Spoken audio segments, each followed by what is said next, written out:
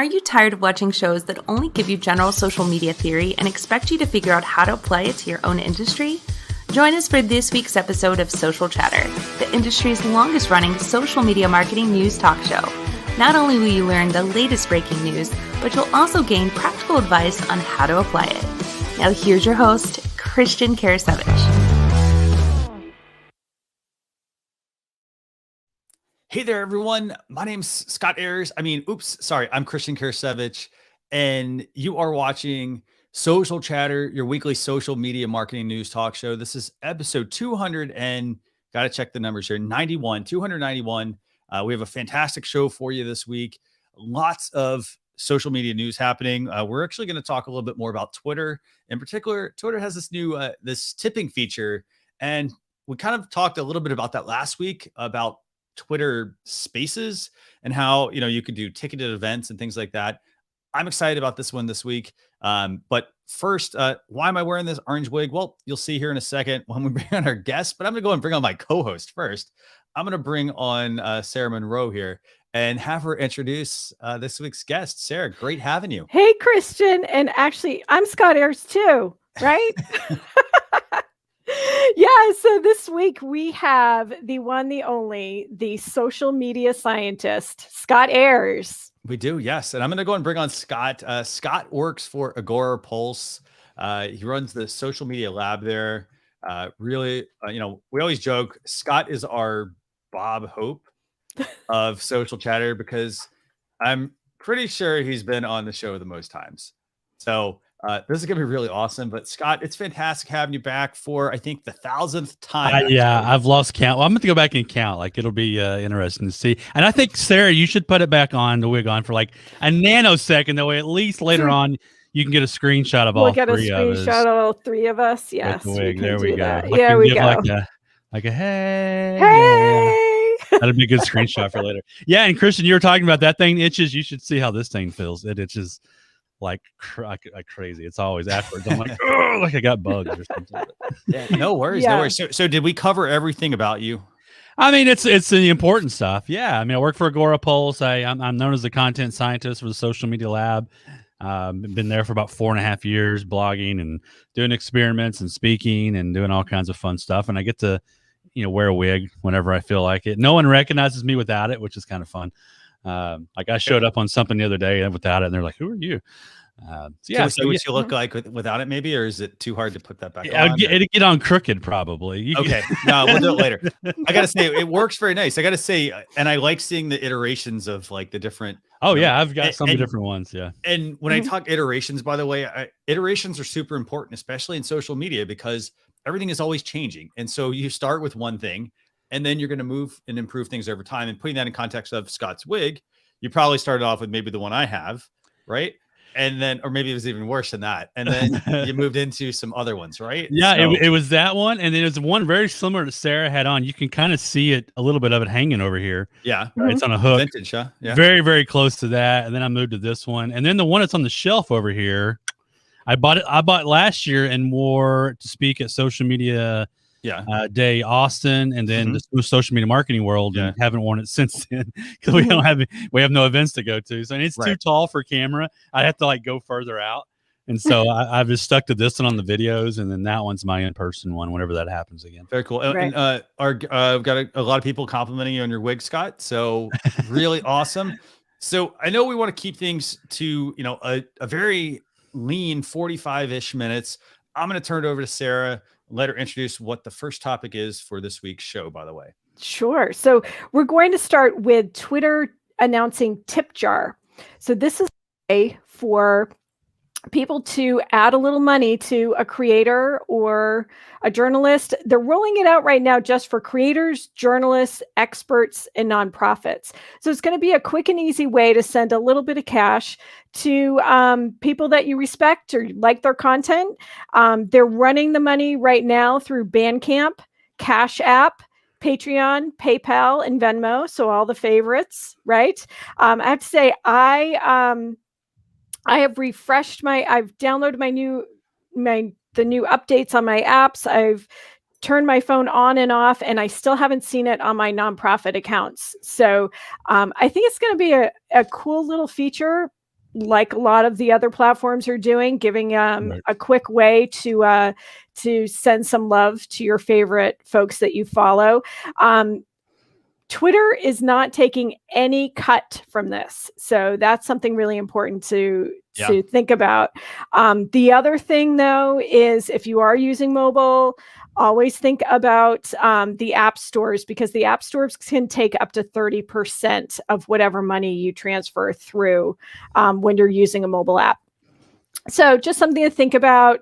I have a background in fundraising. I always say, if you want to give the nonprofit that you love the most money, go to their website directly. But this is a great, quick, and easy way. It's always the easiest way is always the best way when it comes to donors or collecting a little bit of money for creators. And this is interesting, by the way. So, I realize that you have to pay a percentage to the device, the App Store, for example, whether that's the Apple Store or the Google Play Store, but that also, it makes a lot of sense to me, that they should be able to collect that because they did put the time into building those devices. You wouldn't have those devices. Otherwise you'd be stuck with, if you all remember, like back in the day, you might be stuck with the bloatware from like AT&T, Verizon, Cricket, all those different devices, and so it is nice to build it in and make it an easy process. So it does take money to do all this R&D. So I don't necessarily have a problem with that. I also, by the way, don't have this feature, Sarah, yet. I checked on multiple accounts. Unfortunately, don't have Twitter tip jar yet, but I'm excited about this. I mean, I really am. Scott, what do you think from a business perspective? Is this good? I think it's interesting. I mean, Twitter's not taking fees, which is cool of them. Now you got to remember the other apps, Bandcamp, Cash App, Patreon, PayPal, they're going to take their fees. So you're not going to be completely losing. You're going to lose some fees there because of that. Yeah. But I find it interesting because it will take, I know a lot of people use, what is it? Buy me a cup of coffee. I use buy me a slice of pizza instead, because I don't drink coffee. But there's way people want to help out and, and reward good creators and people that they follow and they love their content. I'm thinking like a Matt Navarro in the social media world, how much stuff he publishes. I'd tip him. Just because he helps a lot of us get ahead of the game without having to sit and look for it all the time. So stuff like that, I can see that's a cool way to do it really quick with that integration. Now I can also see, it getting abused. I can also see people using it for, adult oriented content. We see that on Twitter a lot already, where there's a lot of adult content that never gets flagged and people send them their OnlyFans or whatever. So I wonder how Twitter will if they'll try to circumvent that somehow, and flag that so and not allow those people to have access to tip jar, because, then Twitter in essence is supporting the paying of adult content. And I don't know that they want to directly do it now by letting them have an account, but give them tip jar would be interesting to see. But from a business side point, I mean, it could be kind of a fun way for creators, especially, to make extra money. Like you do a good Twitter Spaces, and people are like, man, I'm gonna go tip, Madeline Sklar for this amazing Twitter chat or this Twitter Spaces or whatever. I think there could be some validity there to use that.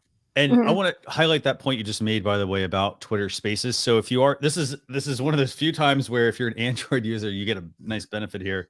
If you are using Android, Twitter Spaces will have the tip jar feature. Nice. So Sarah, I know last week we talked about the ticketed spaces. Like that's one way, for example, for somebody to earn revenue off of their Twitter content. Another now would be to be able to use the tip jar feature as well. I'm somewhat intrigued by this, by the way. It reminds me obviously of, you go to like, for those who haven't been in a coffee shop in a while, they did have this thing where you put a jar out, tip jar. But basically, it reminds me a lot of that. And I will say this, the ease of use there is, okay, so say I go to the coffee shop, I pay $5 and there's 50 cents back. They give me the change and then I can put it right there in the jar. Right. Very frictionless to do that. I'm intrigued to see how that's actually going to, work with tip jar, because tip jar is a cool idea. It just makes me wonder, okay, now it's all these extra steps for people. Right. And it's like the super chat on YouTube too, right? It's just a great way. It's an easy push the button. It's like the donate when you see the little Facebook fundraisers for birthdays and things like that. Yeah. It's right there in front of you. You can just do a quick a quick click and you've supported your favorite creator and journalist, nonprofit, whoever it is that you've chosen to give to. So and I want to do 2 things real quick, by the way. I want to pull up what this actually looks like. So once you've set up your Twitter tip jar, by the way, you do that on mobile in your profile under edit profile. There will be a tip jar option. You got to turn it on, and then you got to connect all the apps that you want to collect the money through. So that's gonna be the first thing. And then the next thing you're going to have to do is this is what it looks like on somebody's profile. And so basically it's, you're going to see the tip jar icon on the profile once it's set up, and you can then tap on that. It's going to then take you off to your app to make the purchase. So for example, if it's Cash App, as you can see here, send via Cash App, it's going to ask you to prompt to go over the app, and then you can pay through that. So super seamless. I also am surprised that this doesn't actually have Apple Pay support, because that would actually be the most ideal situation if they offered maybe Apple Pay or a Google function, for example, and kind of moved outside of using a third-party app in this case, like using something built into the device. But my other question on just the tip jar feature really is, I like this feature. I think that I think it's going to be one of those things where I think you're going to want to enable it, but you're going to want to also, I think this is going to lessen the burden on the person to create content, because a lot of times when we create content, we don't always start thinking about how do we monetize this off the bat. And we work really hard at it. And there's always upfront cost. And sometimes those things don't even pan out, or they take years to actually monetize. In this case, I like the fact that this is going to maybe lessen some of that burden on letting people focus on creating the good quality content, knowing that, you do a good job, chances are people are going to reward you for that. So anything else you want to add on tip jar? You want to move to the next topic, Sarah? I'm good. Scott, anything else? Yeah, I think it's a good feature. It's worth trying. I mean, if you're a creator, you make an extra few bucks here and there. I mean, that's a win to me. So you might as well, if you get it, activate it, because there's no reason not to. There's no disadvantage for you to activate it. Yeah. So Sarah, I'm turning it back over to you. What's next? So what's next is YouTube Shorts opting out. So what's happened is YouTube has very silently rolled out a sampling functionality to their platform, so that every video on YouTube can potentially be sampled for YouTube Shorts. And I'm actually going to show you where this lands. And for some creators, I'm just going to share my screen here. Sure. Yeah. And here we go. Well, Sarah's pulling that up. Yep. Yeah. Let's see. And by the YouTube Shorts, by the way, for those of you who don't know, it just rolled out. Like we talked about back in September of last year, but it just rolled out today to pretty much everyone. Yeah. They're 60-second videos. Basically, think of it like this: it's TikTok, or is it Snapchat for YouTube? Or is it Reels? Yeah. Yeah. Right. Or is it IGTV? Right. I don't know. So these are the YouTube Shorts have been in beta. I don't know. I think I've seen it for at least a couple of months. So about 60 seconds. I've seen ones as long as just over 2 minutes. Okay. So what's happening is YouTube is now making it easier for people to clip it. And then you can share it as a short too. So, and they'll replay too, just like, as you said, just like TikTok, Snapchats, Reels, all that kind of stuff. So where it is so if you're in your studio, and this is just the details page of one video that I happen to be working on right now. Okay. If you click show more, they've really buried it. You have to keep going down, keep going down, keep going down. Okay. And then you get to short permissions. After the standard license, it's way down here. And then you have to unclick. I've unclicked this video already, but this allows people to sample this content. Okay. And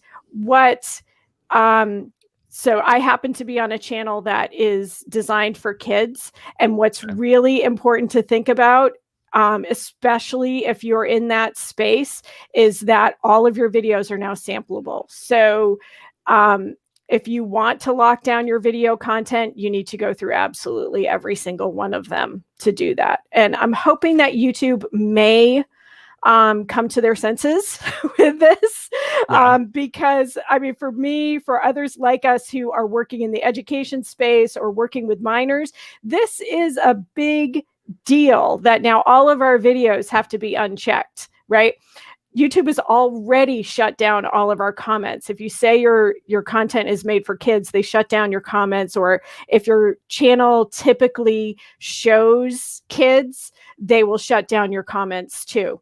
So I think this is a really big deal. It's getting a lot of chatter in the YouTube spaces too, that you can have basically have your content stolen from you. And YouTube is making their entire catalog available for it. And by the way, I want to let's do this. Like, Scott, do you think from a business perspective, is this something I should pay attention to? Yes and no. I find it strange that you would even want to create a short from someone else's video. So that's like, to me, why that's even an option is a strange thing to me to begin with. Okay. Especially because you can steal it. Like you're saying, someone's created, like, say I go to Sean Cannell's and I can make a short and put it on my own. Maybe if it's a reaction video, sure. Right. So that's an odd thing. But on the opposite side, if it's people talking about your business, that can always end up being a good thing, especially if there's some sort of link back to it and a credit back to it. That's kind of cool. I did see an update at the bottom of that article there on Android Central. It does say that they're working on a bulk opt-out option. They just haven't made it active yet. So right now you do have to go through every single one of them. And it even says some of them you can't opt out and they don't know why, which is a strange thing as well. Yeah. So interestingly enough, I mean, I'm looking at this, and so I want to answer NLTMW's question, by the way, as well. Sorry, that's not the right question. That's not the right comment. I want to pull it up. Has YouTube added a way for creators who don't want their content sampled by strangers to flip that switch yet? That's what. So yes. Yeah, that's what I showed. You have to uncheck on every video. You have to scroll down on your details page, go down to show more, keep going down past the licensing information, and then you have the sampling checkbox. It's right above the category, actually. So just to help you out, because and here's the thing. So as Sarah was doing this, I was going back through this myself because I didn't find this earlier, and I must have scrolled right past it, thinking, oh, it's way at the bottom. It is at the bottom, but it's buried right in the middle. I gotta say, there's a lot of, like, I kind of do wish that the sections in the YouTube detail page were a little bit more clear, because like, it's very easy to scroll right past the shorts permission feature if you don't know it's there. A couple other things, I think, in regards to YouTube short sampling, I think it makes sense. Like, if, for example, if it was this show, people may want to sample this, right? They may want to sample, like, hey, you know what? We talked about Twitter tip jar, for example. So there's good and bad context here, I guess, to the way this would work. And you do get attributes back to you, right? I mean, I haven't seen one yet, so I'm assuming it does. It says that in the article. I think that it should link back to the original video somehow. It should. We haven't seen it yet, so who knows what's going to happen? And hopefully, YouTube has trying to crack down on people duplicating content and using the argument over what is fair use of using other creators' videos. So I'm surprised they rolled it out en masse and so quietly. Yeah. By the way, Sarah, do me a favor. Can you exit the studio and come back? I'm hearing your audio's was clipping out every couple of words. Yeah, I wonder if that was just me. Or was it? I don't know. I heard it too. Just hit refresh and we'll bring you right back in. So by the way, this is a fun thing about live streaming, by the way. It's always the challenge of when you do have audio issues, kick someone out of the studio, bring it back in. Hopefully that's going to, hopefully sometimes you can just switch the mic, source and come back. Sometimes that'll do it too. But hopefully I did that in a diplomatic way there. Get out of here, Sarah. So we're going to bring Sarah back in, by the way. Hopefully that fixes her. Yeah, you guys, thanks. No. Kick me out. So while you were gone, by the way, more social media news broke, actually. Yeah, I know. It probably did. We're just not looking at Twitter. It probably did. I think things were breaking this morning, and we were trying to think: do we talk about this now or not talk about it now? So yeah, I do want to add just a couple of things about this whole YouTube Shorts sampling content feature. So for starters, can you restrict the use of your content in other Shorts videos? You can limit this is according to YouTube. You can limit the audio sampling from your long form videos by editing the Shorts permissions. Obviously, we showed you that. Or when you upload from your computer, you can't opt out of Shorts from audio sampling. So that's interesting, actually. So you can turn off the sampling feature, but you can't limit the audio. So does that mean that YouTube is doing more audio? Very possible. I wouldn't surprise me if YouTube. I mean, here's the thing: YouTube makes the most sense for all of this because, like, YouTube is like the platform where people go to watch video. They don't go to it's a social network, but they don't necessarily go there for all this other stuff. Yeah, they're not looking there to watch pictures of graduation from their nephews. Exactly. Yeah. They get long form videos. They get short form videos that might link back to the longer form content. For example, audio like only that makes a lot of sense as well because it is a multimedia platform there. So it makes a lot of sense. Maybe there's already Google Podcasts anyway. So I mean, right. So and you can also you can choose to restrict the use of your long form videos or delete your original content at any time. Doing so will mute the audio, unlist and schedule any derivative short for permanent deletion in 30 days. Got to remember 30 days. So it doesn't come down immediately. And the creators of those derivative works will be notified so they can download their original video without your audio. Okay. So basically if we create a short and the audio or there's something of the work that was not allowed, it would basically strip it out. So you then just have the video, which is interesting because that actually reminds me of there was a guy drinking like cranberry juice, sampling a Stevie Nicks, or sorry, a Fleetwood Mac video. Hopefully this doesn't get muted for that. And he basically then was trying to convert it into an NFT, and they didn't get approval from Fleetwood Mac, so therefore the only thing he could sell was the actual video without the audio, or the audio made it more. It makes no sense without it. Yeah. So yeah. But even Stevie Nicks donated to the guy. Someone created a GoFundMe for the guy, and Ocean Spray gave him a truck. And a truckload of Ocean Spray. Okay, so that's topic 2 for the week, topic right? 2. Yeah. Oh, and by the way, NLTMW brought up a really good comment. By the way, thanks a lot, NLTMW. Didn't Sarah have to put the orange wig on again to come back in? Yes. It's the secret knock to get back into the chatter with Scott Ayres, right? Yeah. So the re-entry fee. That's pretty okay. funny. So what's topic 3 for the week? By the way? Topic 3, I believe Scott knows a little bit more about this. Is that Canva designs are coming to Agorapulse, so you can actually link up your Agorapulse account and your Canva account, and have a more seamless way to post your designs from Canva into your posts through Agorapulse. I don't know if you're going to say something. Yeah, basically now we've integrated with Canva. Canva, if you remember back, gosh, it's been years ago, Canva had the Canva button in a lot of apps, and it kind of went away, and then now it's kind of coming back. But it's integrated into. The cool thing about this option and version compared to the last way they used to do it is you can log into your Canva account inside there. And so whatever level you're at, so if you're free versus pro versus whatever, it'll know. Now there are some restrictions to it. It's square images now for the time being, and that's Canva, not Agorapulse. Canva's keeping it. Really? Yeah, it's what their integration. It may just be a limitation on their side what they're doing with their API, but it's square images only. And I actually reached out to our team right before we went live to make sure I said everything correctly. You won't be able to access those images inside your Canva account if you went to Canva later. So then you create inside there will just automatically get scheduled to whatever account you choose within Agorapulse. But after the fact, it's not sitting inside your Canva account. So kind of keep that in mind as well. But they are working on changing it to where you can do different sizes and do the full on Canva, or as close as they can. At some point, anytime you do an API, you're having your API go inside another app. There's always going to be limitations because they can't do the full thing. inside someone else's app because it probably crashed their app. Yeah. And so there's going to be some limitations on it. But the cool thing is you can quickly, hop into Agorapulse, create your own image for that post right then and right there, schedule it, boom, you're done. You don't have to go in between the different apps and work on it. So yeah, it's a feature that, a lot of creators, a lot of social media managers are looking for and been wanting. And I like the idea, especially for Instagram, to be able to create a quick, image of some sort to post. Right. I can boom, boom, boom. I got it. I'm done. I schedule it.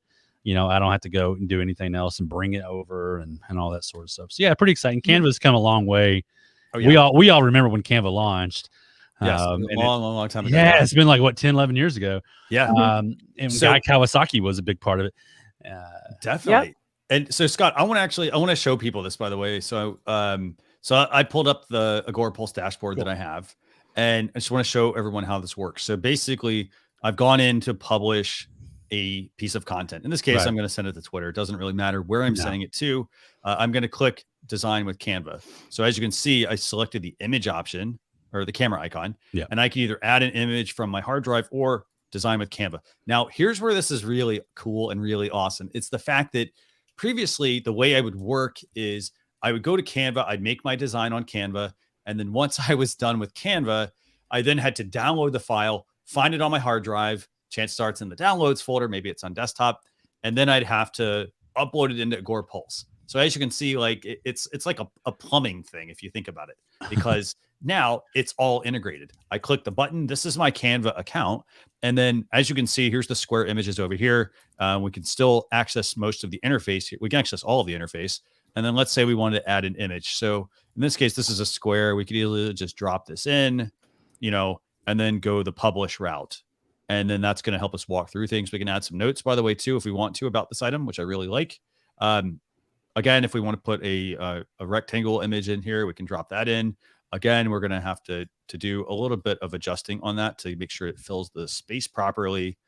But as you can see here, I can do all of this within. I mean, I think, Sarah, this is going to save so much time in terms of. It really is. It is going to save a lot of time. And it's nice to have this design element and a robust design element within a scheduling tool and a management tool. Right. Yeah. And for me, I mean, I love the fact that I can also access my uploads that I've already done inside of Canva. So I create a lot of, thumbnail images for videos inside Canva. And so now I could go right inside here and already have those. Like, I think, Christian, your head is probably in my upload somewhere that I've used on the thumbnail. I think you're a guest on my show coming up here soon. Definitely. And so, I'll create those usually inside Canva. And so I have those uploads right there. I don't have to, bring it back in. It's already there inside of my Canva account that I'm logged into. So I think it's super helpful, and you can kind of move on the fly and do it all in one spot. I think that's fantastic. It was something our team has been wanting to do for a very long time. So we're all super excited about it. We launched a little bit early too. So it was kind of fun to be able to launch it this week. It is very cool. So Scott, I do have one small little feature request, I guess, with this. So a second ago, when I was in the design portion of Canva, it says publish, and I wasn't going to click on that. And I wasn't going to click on it because I didn't actually know when I see publish, it makes me think that, is this actually going to go live? And it turns out it actually doesn't. It comes back to the publishing window within Agorapulse.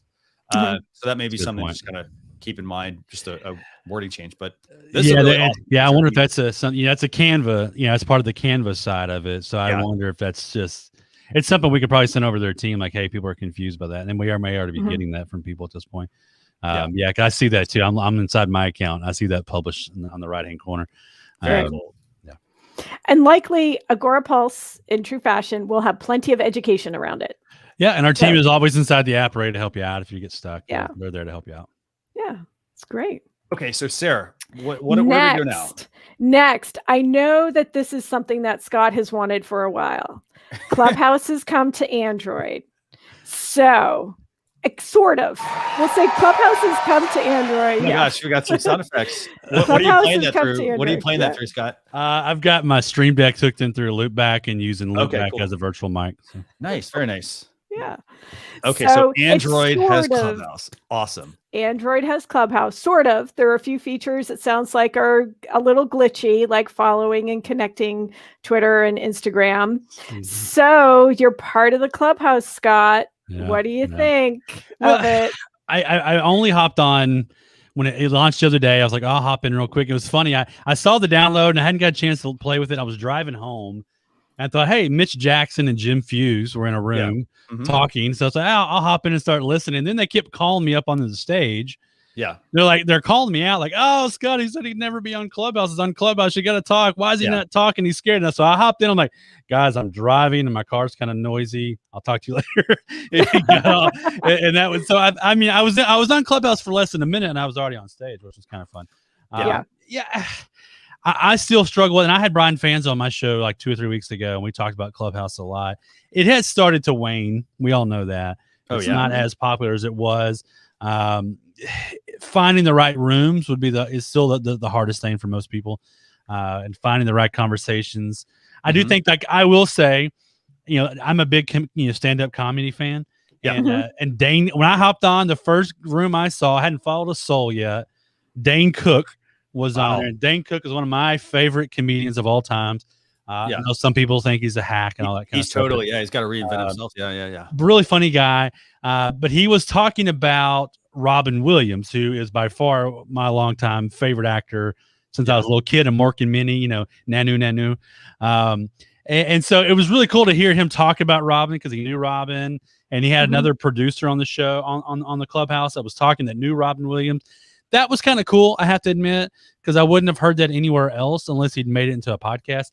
But the audio is just, for me, is like so hard to listen to because they're talking on their phones. Yeah, they're walking around. They're just doing live talking. I'm like, God, I cannot hear this. I even put on my Bluetooth headphones. I still couldn't get great sound out of it, and that kind of made me go, ugh.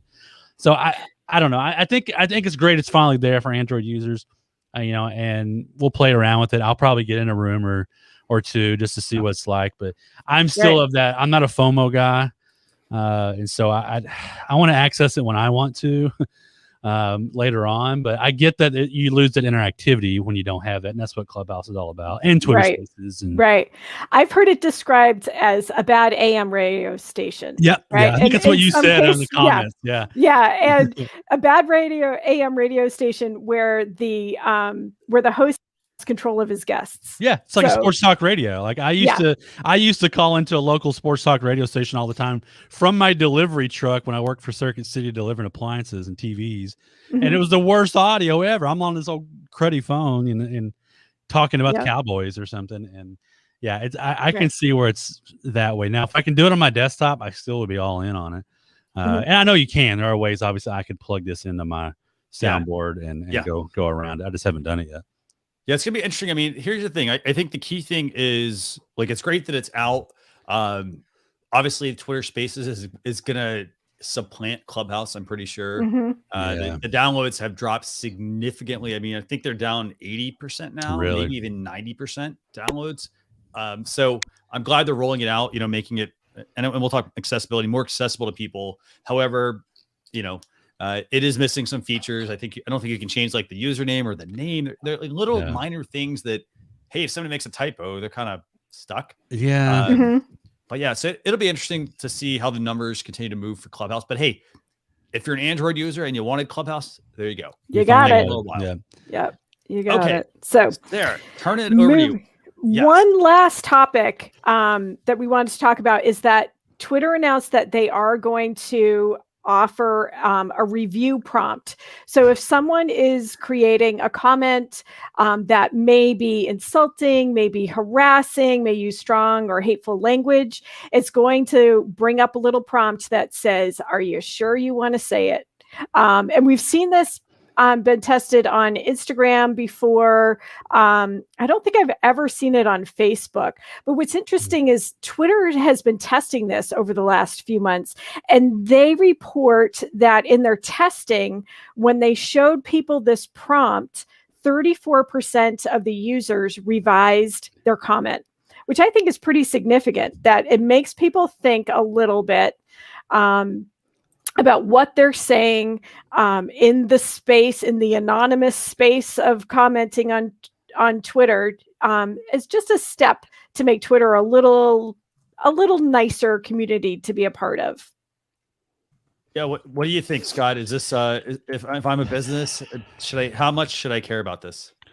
As a business, hopefully you're not replying something snarky and it makes you look like a jerk anyway. So I guess it could stop you from accidentally doing it and thinking twice. Like say someone leaves you, a bad comment after some post, and your social media manager it's 5 o'clock on Saturday and they're still working and hot. It may give them a chance to go, wait a minute, maybe I shouldn't say that.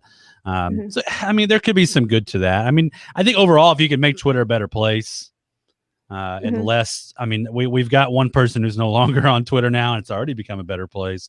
Not as active, but a better place maybe.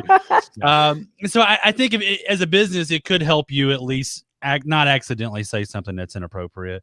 As an individual, it's a good check, I suppose, to make sure that you're checking yourself. I tried to test it before we went live, and I was afraid I was going to publish something I regretted. So I was like, okay, after this, I'll go to one of my side accounts that I test on and try it there. The way no one can screenshot it. But yeah, so I think it's interesting. I do think, the fact that it doesn't completely stop you, you choose is still good, because maybe you want to say that. Maybe you want to go off on somebody. We know Twitter right now there's so many trolls and there's so many people who just want to get on you for nothing, that it's good that they're allowing people to do that and slow down and think twice. Right. And I think we're also in a very privileged position. We may, from our own personal accounts, but also the businesses and nonprofits that we work with, we may not be getting a lot of hate and a lot of insulting comments that come our way. But for those who do, those who are maybe coming from marginalized communities, that they may be getting a lot. And this is a really big deal for them to finally get people to start thinking about what they're saying online. Yeah. I like what Laura said. Troll bashing is kind of fun. It can be, but as a business, you got to be, it depends on what kind of business. If you're a Wendy's, you can get away with it. If you're a small business or even a SaaS company like an Agorapulse, it's harder to get away with that. So you really want to be careful. So I think if it helps you be careful, I'm all for that. Yeah. Yeah. I'm not for censoring completely, like not letting you post it because you're being snarky or whatever. But yeah, I like the fact it's helping you.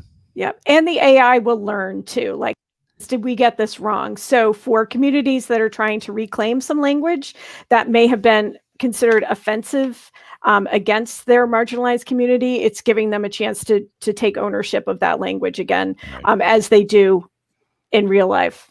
So I think it's great. So anything. Yeah. No, absolutely. Yeah. And I like that they're at least prompting people. Again, I mean, it still puts the responsibility on the user to know, like right and wrong context or time or all that kind of stuff that goes with it. We'll see how this rolls out. But I mean, again, if you're, I use this example. So for example, if I'm going to create, like, say I have somebody telling me, you know what, hey, you talk too fast, right? And I don't necessarily and I don't realize that, for example, because I hear things just how I normally would. And Sarah might say, hey, Christian, you talk too fast.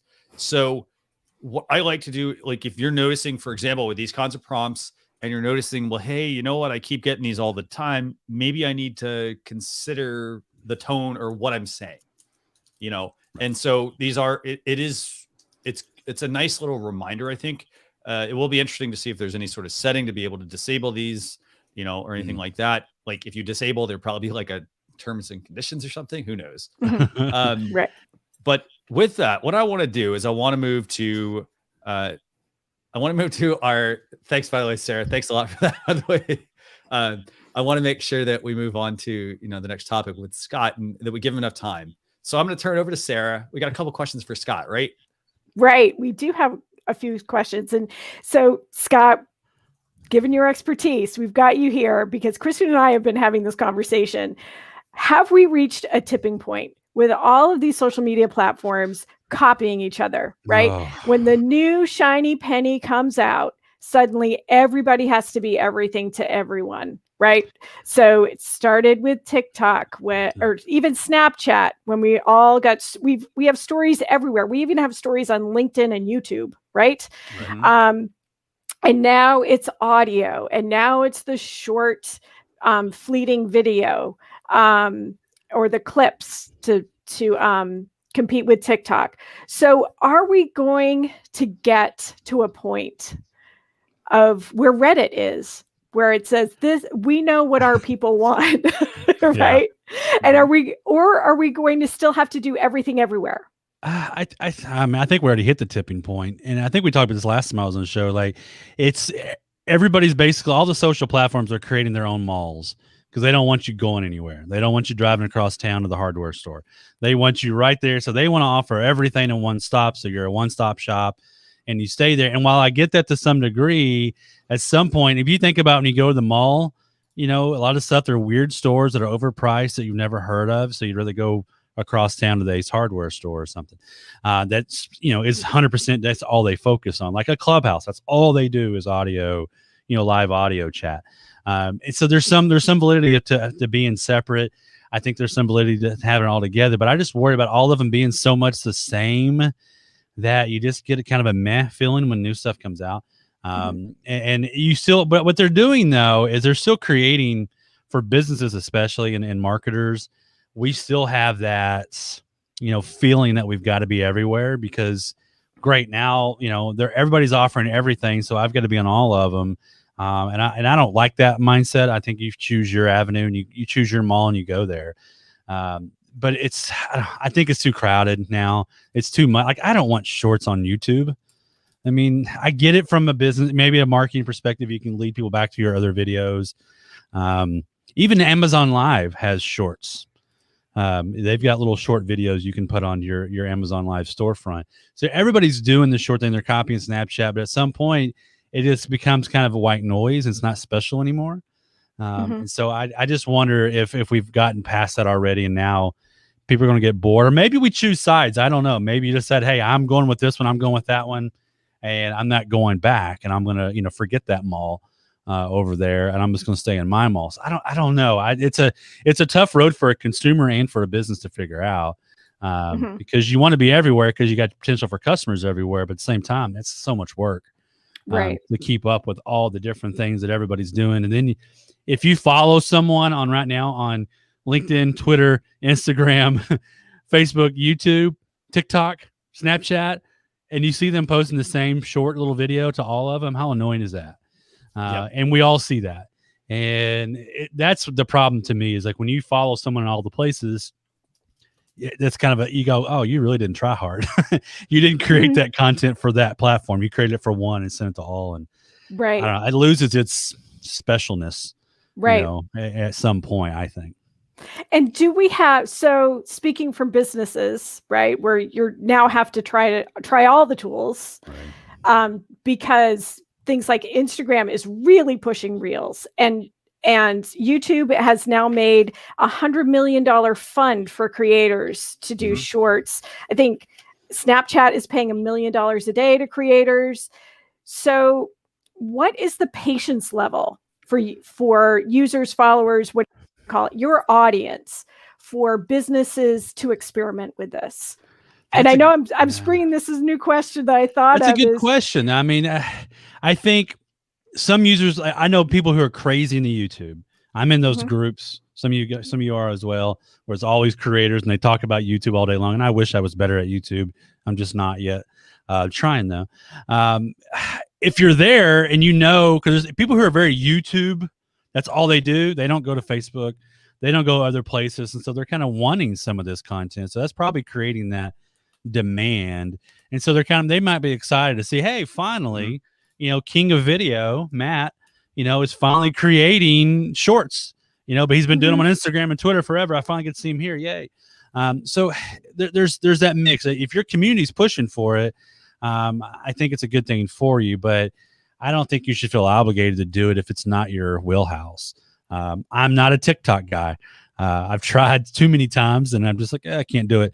And so if I don't want to, you shouldn't force it. You shouldn't put the square peg in the round hole and try to be something you're not to ever, because you can't be all things to all people. And so, yeah, that's an interesting way to look at it is, are people wanting it, or is it just going to be, I still worry about all this becoming a white noise. Like I open up the YouTube app on my phone, which I never do, by the way. I'm a desktop guy. I'm old.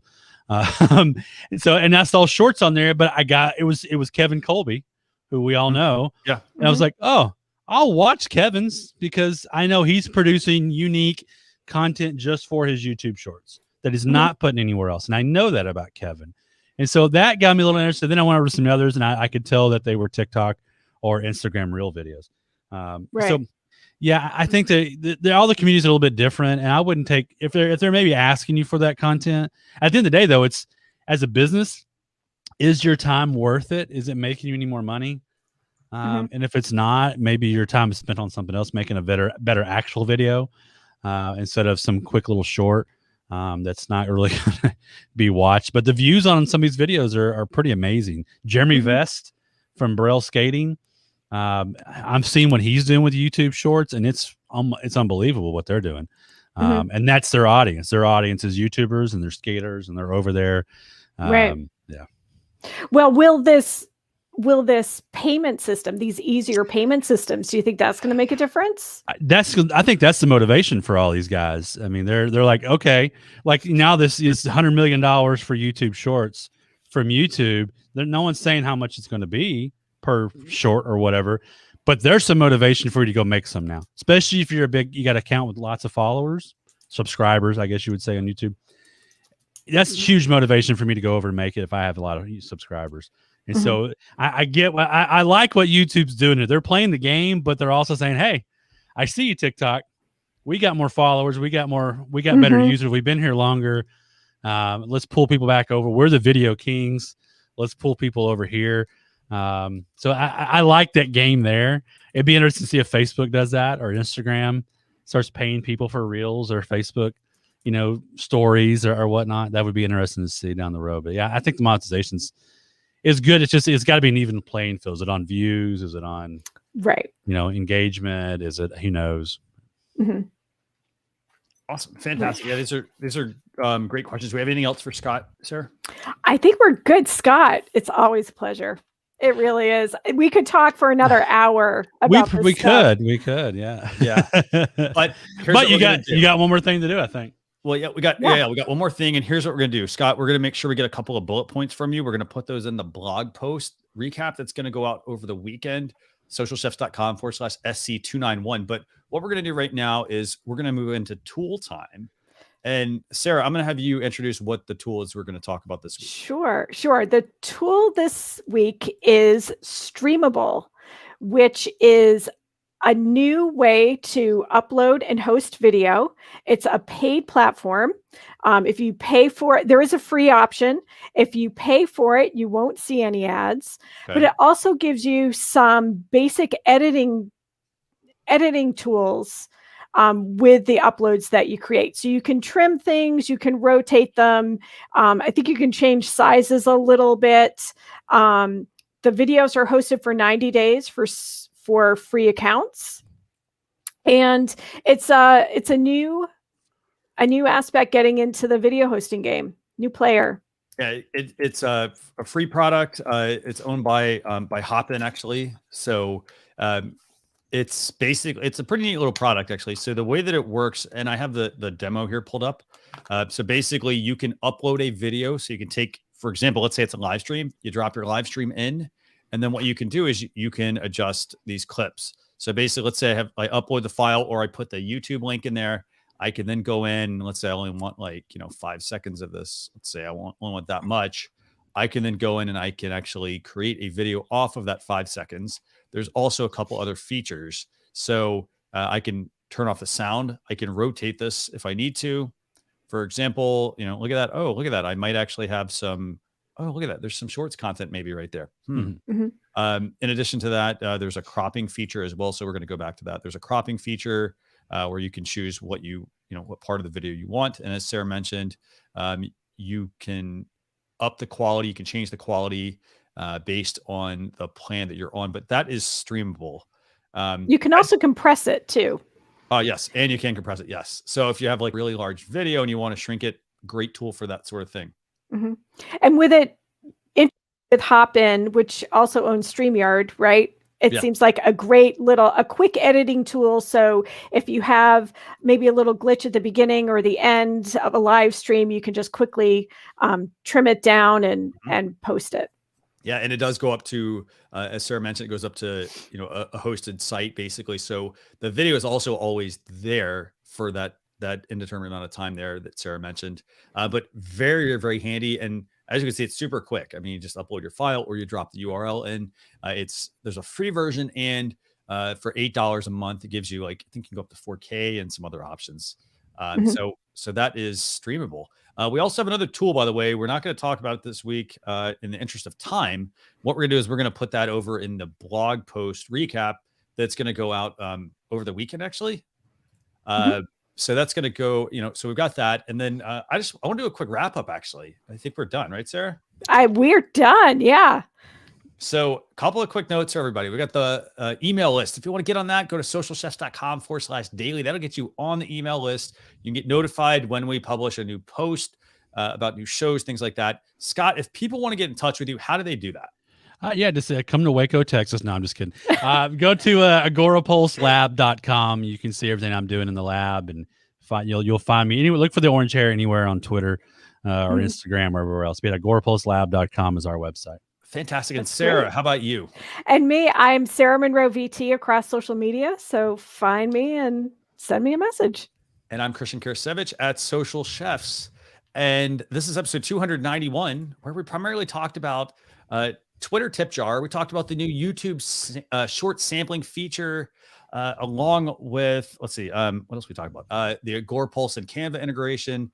Fantastic, by the way, just updates for the week. You can get all this, by the way, socialchefs.com/SC291. But we're going to see you all next Thursday. And next Thursday, we're going to have Juliet Stapleton join us at 10 a.m. Eastern Standard Time. By the way, Scott, she is also in the running for giving you a run for your money, as most times on the show. She's not very close. Okay. She's on the radar. So, but Juliet Stapleton, that's going to be youtube.com/socialchefs or facebook.com/socialchefs. I want to thank everybody for tuning in, and I hope you all have just a fantastic weekend. And remember, take some of these topics that you've just learned about, and for example, if it's Twitter's tip jar feature, go and see if you have it and enable it. As Scott mentioned, it's a no-brainer to enable, because you may get a little bit of money off of that to help keep your business going. But with that, I want to thank everybody for tuning in. We will see you all next Thursday. Have a great weekend, everyone. Bye. Bye. Yeah. See ya.